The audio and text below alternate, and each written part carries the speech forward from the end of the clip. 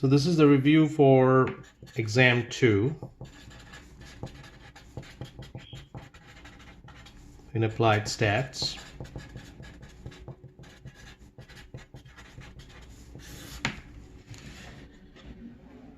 So what we have done so far, first of all, what we did is a continuous distribution.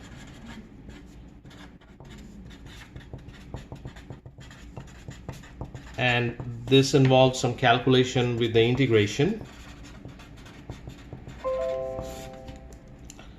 For example, finding C to make it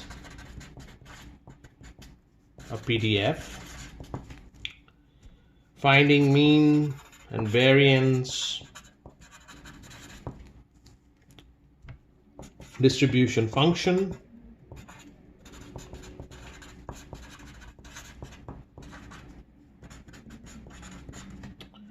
And of course, quartiles. I'll ask any one or two of them, not all of them here, but this is pretty much what we have done in your assignment 5.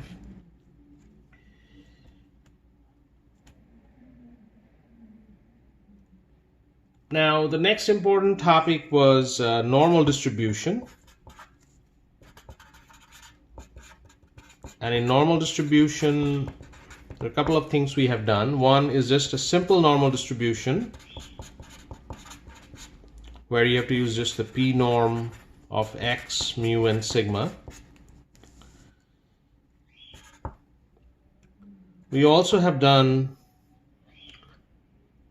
x bar, which follows normal mu sigma square over n. And you again use p norm, but in a different way. The sigma here is sigma over square root of n. So the p norm in this situation will be more like a x bar value than the mu, and then the sigma over square root of n. So you did this homework in your assignment 6, I believe.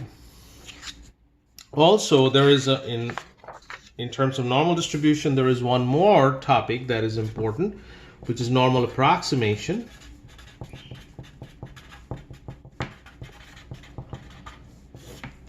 And you have to take a binomial distribution and convert it to a normal.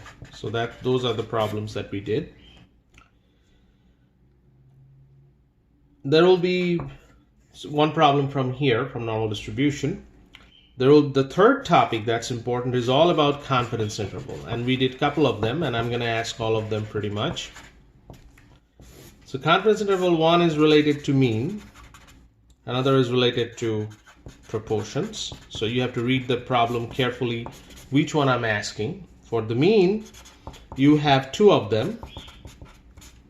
When sigma is known or n is bigger than 30. When n is less than 30, you have t. And this value is s. So any one of them I'm going to ask, or both of them. Proportion, there are 2 of them. Also, one is large sample, another is small. A little bit of difference there in terms of the formula. So that is also a valid question there regarding large and small sample. Any one of them you have to check. So this is pretty much what we have done for the confidence interval part, but we have also done what we call a sample size calculation.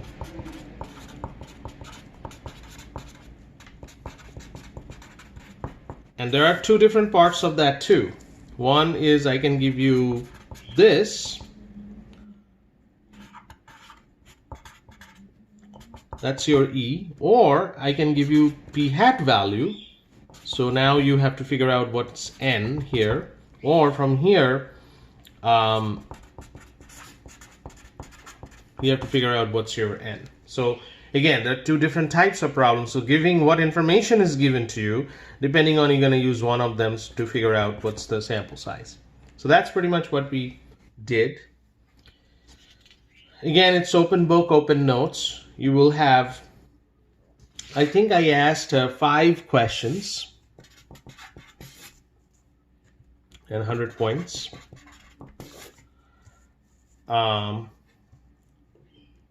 you will have approximately 55 minutes. So that's pretty much what we have done, and that's what I'm going to ask in your exam 2.